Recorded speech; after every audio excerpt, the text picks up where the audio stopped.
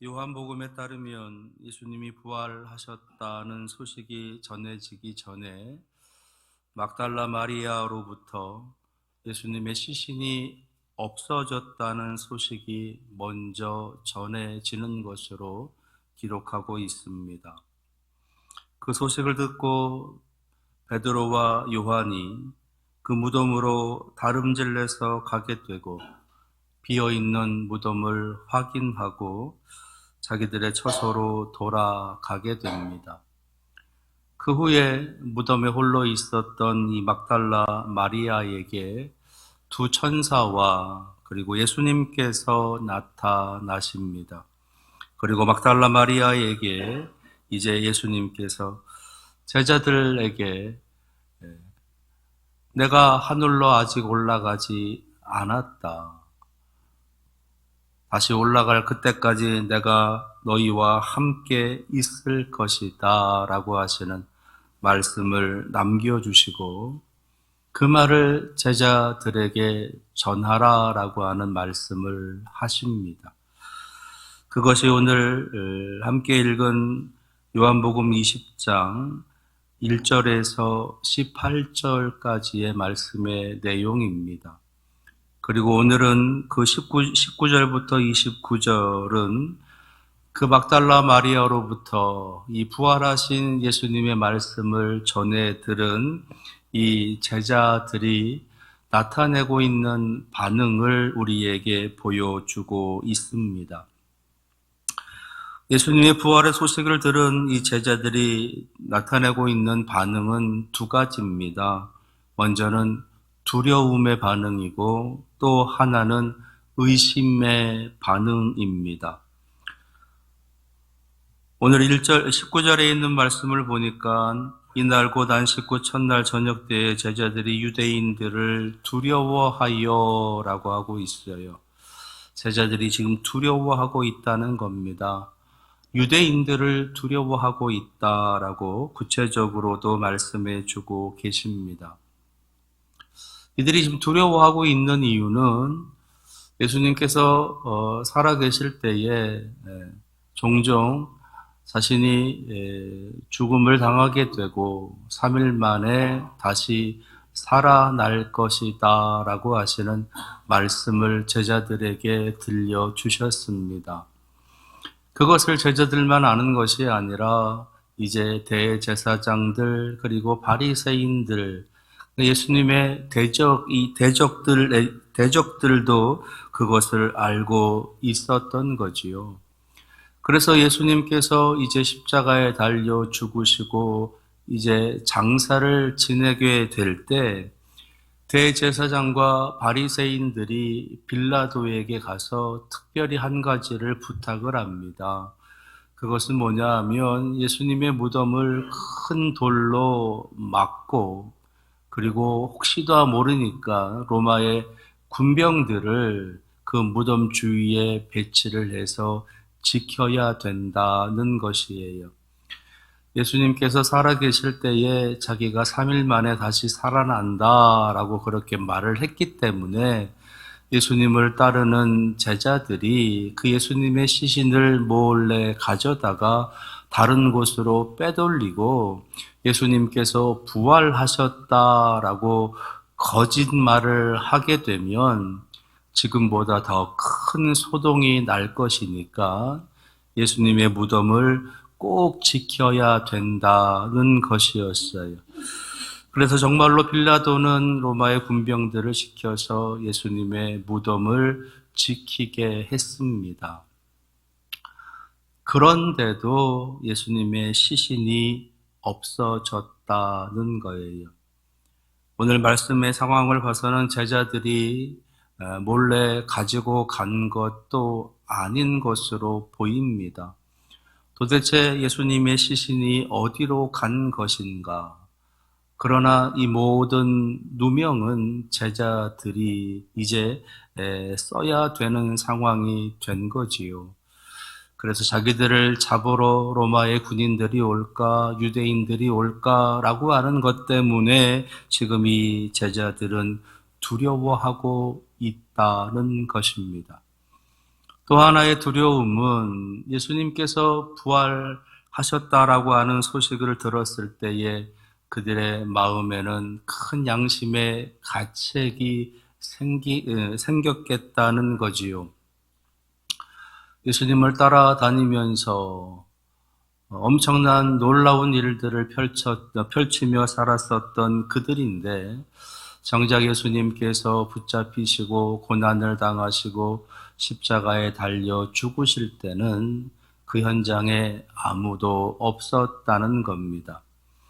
가룟 유다는 예수님을 배반하고 베드로는 예수님을 부인하고 다른 제자들은 살 길을 찾아서 각각 흩어져서 그렇게 도망치고 있었던 모습이라는 것이에요.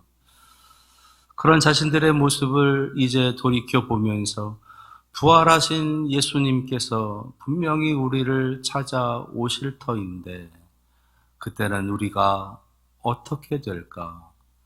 우리를 또 얼마나 꾸중하실까? 우리에게 이런저런 죄들을 묻는 것은 아닌가라고 하는 부활하신 주님에 대한 두려움도 있었겠다는 것입니다. 믿음의 삶을 굳건히 잘 살아가야 되는데 그렇지 못하고 육신의 연약함, 마음의 연약함, 생각의 연약함 등의 모습을 통해서 온전한 믿음의 삶을 살아가지 못했을 때 어느 날 갑자기 주님께서 나를 찾아오셨다라고 하는 소식을 우리가 접하게 되면 아마 우리도 그러한 두려움이 있지 않겠는가라는 거지요. 제자들은 지금 그러한 두려움 가운데 있었던 겁니다. 그리고 또 하나는 제자들은 지금 부활하신 예수님, 그것을 의심하고 있다는 거예요. 20절 말씀을 보니까 예수님께서 너희에게 평강이 있을지어다 라고 말씀을 하신 후에 손과 옆구리를 보여주셨다는 겁니다. 그랬더니 그제서야 이 제자들이 기뻐하더라는 것이에요. 예수님의 손과 옆구리를 보여주셨다는 것은 못 박히신 손, 창에 찔린 그 옆구리를 보여주셨다는 거지요. 내가 정말 예수다. 내가 십자가에 못 박힌 예수다라는 것을 보여주신 겁니다. 그러니까 지금 이 제자들은 예수님에 대해서 의심하고 있었다는 것이에요. 그들이 말로 표현은 하지는 않았지만 예수님께서는 이미 그들의 마음을 다 알고 계신 겁니다. 그러셔서 너희에게 평강이 있을지어다 라고 말씀하시자마자 자신의 손과 옆구리를 제자들에게 보여주시면서 그 의심을 제거해 주신 겁니다. 또 25절에 있는 말씀을 보면 도마라는 사람에게 이제 예수님께서 예수님의 그 손과 예수님의 옆구리를 보여주시는 모습이 또 한 번 나타나고 있어요. 근데 25절 말씀에서 이 도마는 내가 예수님의 그 못자국에 손가락을 집어넣지 않고는 그 옆구리에 손가락을 집어넣지 않고는 나는 도저히 예수님께서 부활했다라는 것을 믿을 수 없다라고 그는 직접적으로 말하고 있었던 겁니다. 물론 그 자리에 예수님께서 계시지는 않았어요. 그러나 예수님께서는 그 소리를 다 듣고 계셨던 겁니다. 그래서 또 한 번 제자들에게 오셨을 때에 그 자리에 도마가 있는 것을 확인하시고 그 도마에게 바로 말씀하시는 거예요. 네 손가락을 내밀어서 나를 만져봐라. 이 못자국에 손을 넣어보고 창자국에 손을 넣어보고 그래서 믿음 없는 자가 되지 말고 믿음 있는 자가 되라라고 하시는 말씀을 하시는 겁니다. 그러니까 지금 이 도마는 예수님의 부활을 의심하고 있다는 거지요. 이것이 처음 부활하신 예수님을 만났을 때에 제자들이 보였던 반응인 겁니다. 그런 두려움과 그런 불신 가운데 있는 이 제자들에게 오늘 예수님께서는 4번에 걸쳐서 말씀을 남겨주십니다. 첫 번째는 19절, 21절, 26절 속에 반복하셔서 하시는 말씀이 너희에게 평강이 있을지어다. 샬롬을 선언하시며 축복해 주고 계시는 거예요. 두려워하는 이들, 의심하고 있는 이들을 향해서 두려워하지 말아라. 의심하지 말아라. 내가 너희를 지켜줄 것이다. 내가 너희와 함께 할 것이고 너희들이 지금 염려하는 거, 너희들이 지금 의심하는 거 그런 일은 절대 일어나지 않도록 내가 너희를 지켜줄 것이다 라고 하시는 평안의 말씀을 선언해 주고 계시는 겁니다. 그렇게 제자들에게 두려움과 의심 가운데 있는 제자들에게 예수님께서는 먼저 평강이 있을지어다. 부활하신 예수님을 만나면 우리들의 마음에 평강이 임하게 됩니다. 오늘 부활하신 예수님을 만나셔서 여러분들의 마음에 평안이 그리고 평강의 은혜가 임하기를 바랍니다. 그렇게 평강이 있을지어다 선포하시면서 너희들이 염려하는 일은 지금 일어나지 않는다라고 말씀하시고 그러나 너희들이 지금 해야 할 일이 하나 있다라고 말씀하시는 거예요. 그것이 두 번째 제자들에게 해주고 계시는 말씀이신데 21절입니다. 너희에게 평강이 있을지어다. 아버지께서 나를 보내신 것 같이 나도 너희를 보내노라. 지금 너희들이 해야 할 일이 있는데 그 일은 내가 하던 일이다는 것이에요. 그리고 그 일은 아버지께서 나를 이 땅에 보내신 일과 같은 일이다라는 겁니다. 그 일은 죽어가는 영혼을 구원하는 일이셨어요. 죽어가는 영혼을 살려서 하나님의 백성이 되게 하고 하나님 나라의 백성으로 누리는 삶을 살아가도록 하는 것. 그것이 예수님께서 이 땅에 오신 이유, 하나님께서 예수님을 우리 가운데 보내신 이유인 것입니다. 이제 예수님께서도 동일한 말씀을 해주고 계시는 거예요. 나도 너희를 보낸다. 그것은 그 영혼 구원을 위한 삶을 살아가도록 너희를 보내겠다. 이것은 예수님께서 제자들을 부르실 때에 하셨던 처음 사명의 말씀이기도 합니다. 내가 너희를 사람을 낚는 어부가 되게 하리라. 배반하고 부인하고 도망쳤던 제자들, 이제 우리는 제자에서 모두 다 버려지게 되고 예수님께서는 아마 다른 제자들을 선택하실 거야 라고 하는 그러한 안타까운 마음을 품고 있는 그들에게 아니라고, 여전히 너희들은 내 제자들이고 여전히 너희들을 향한 내 꿈은 그대로 있고 너희는 이제 내가 보낼 테니 나가서 사람을 낚아라.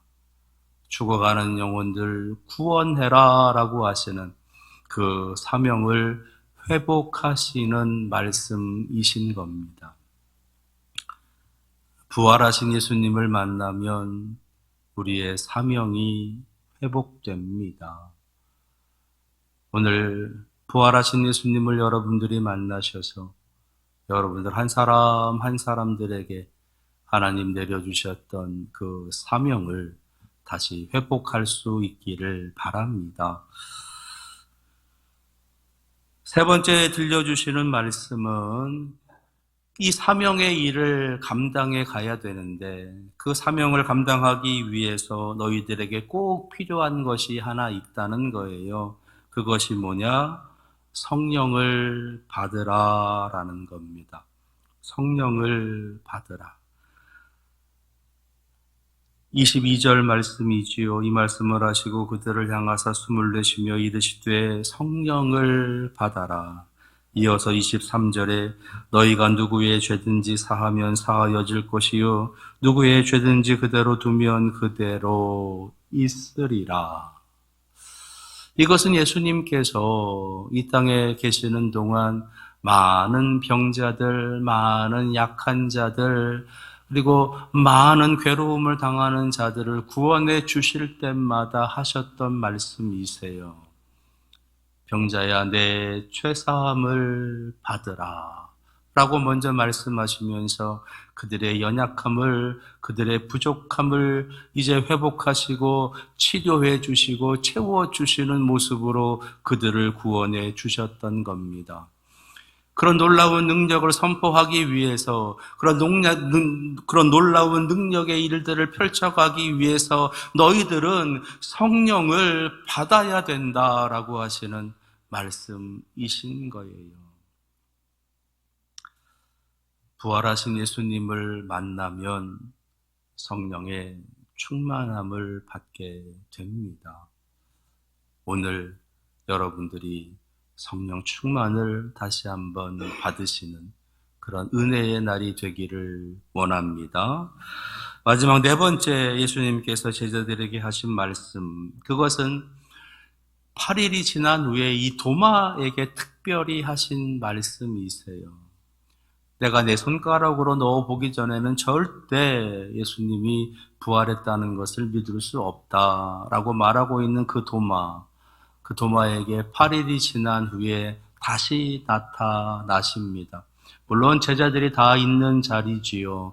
제자들을 향해서 평강이 있을지어다 라고 또 한 번 평강을 선포하신 후에 곧바로 도마에게 이렇게 말씀하시는 겁니다. 도마야, 네 손가락을 가지고 내 손에, 내 옆구리에 찔러봐라.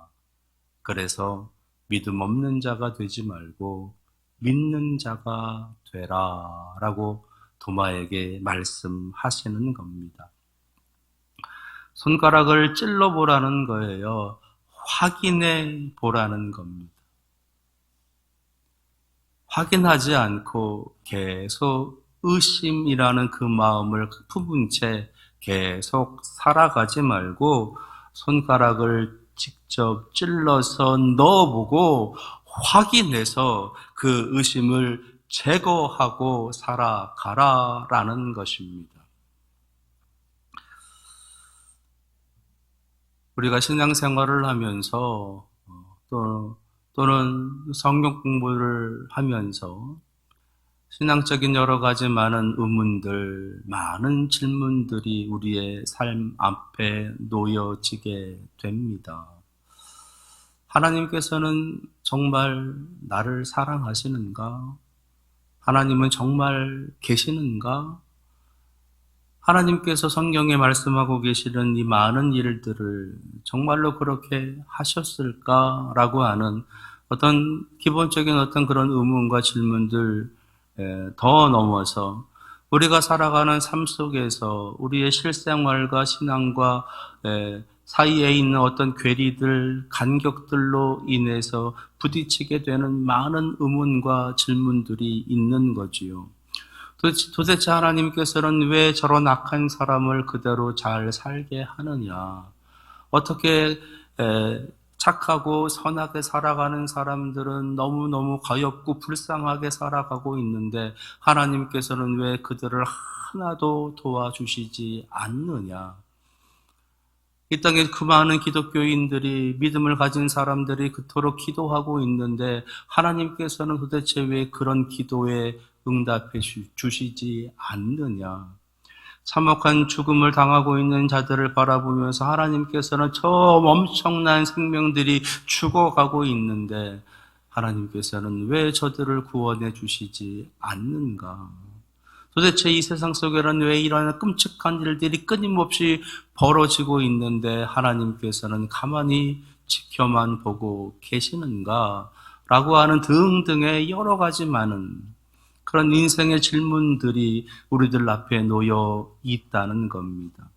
근데 그 많은 질문들을, 그 많은 의문들을 그냥 가슴에 품은 채 그냥 우리는 지나가고 있다는 거예요. 그것에 대해서 확인해 보지 않고, 그것에 대해서 하나님께서 어떻게 말씀하시는지, 무엇라고 말씀하시는지, 하나님께서는 어떤 마음을 갖고 계시는지, 어떤 뜻이, 어떤 계획이 있으신지, 그런 것을 위해서 하나님께서 보여주시는 것은 무엇인지에 대한 확인 작업, 그것을 살펴보는 작업, 보고 듣고 깨닫는 작업은 전혀 없이 그냥 넘어가는 거예요. 그런가 보다. 그럴 수 있지. 또 그렇게 되는구나. 또 그러려니 해야 되겠네. 세상 다 그렇지 뭐. 믿음도 그렇지 뭐. 신앙도 그렇지 뭐. 그러면서 그냥 그렇게 흘려 보내는 겁니다. 여전히 우리들 마음에는 의문과 질문이 가득하게 담아 있는데 그것을 그냥 넘어가는 거예요. 그래서 똑같은 문제가, 똑같은 질문이, 똑같은 의문이 생길 때마다 끊임없이 하나님에 대해서, 예수님에 대해서 어떤 의심하고 의심이 커져서 불신까지 하게 되는 그런 지경까지 그냥 놓아둔 채로 그냥 가고 있는 것입니다.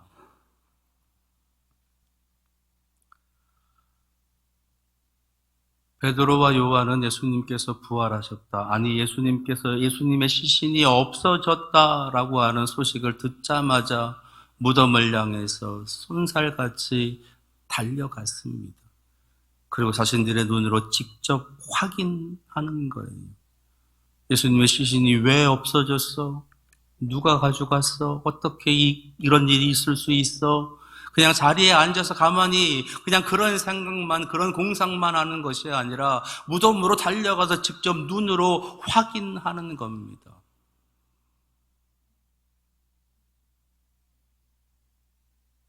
그래야 의심이 해소되는 거예요. 그래야 불신이 해소되는 거죠. 그래야 하나님을 더 믿을 수 있고, 그래야 하나님의 마음을, 하나님의 뜻을 이해할 수 있는 거지요.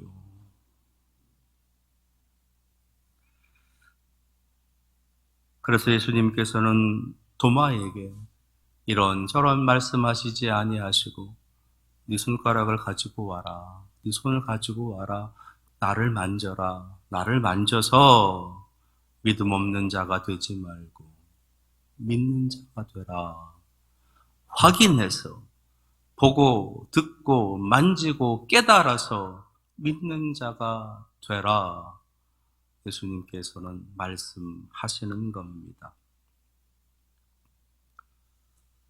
부활하신 예수님을 만나면 우리의 신앙의 모든 의문들이 해소가 되고 예수님을 온전히 믿을 수 있는 그런 강건한 믿음의 은혜를 얻게 됩니다. 오늘 29절 말씀에 너는 나를 본고로 믿느냐? 보지 못하고 믿는 자들은 복되도다. 이 말씀처럼 예수 그리스도를 향한 강건한 믿음으로 부활하신 예수 그리스도를 널리 전하며 나아갈 수 있는 그런 우리 믿음의 성도들이 다 되시기를 축원합니다. 기도하겠습니다. 부활하신 예수님을 만나면 평강이 임하고 사명이 회복되며 성령의 충만함을 받아 담대한 믿음의 복된 사람이 되어집니다. 부활의 날 성찬을 통해서 부활하신 예수님을 만나게 하여 주시옵소서. 예수님의 이름으로 기도합니다. 아멘.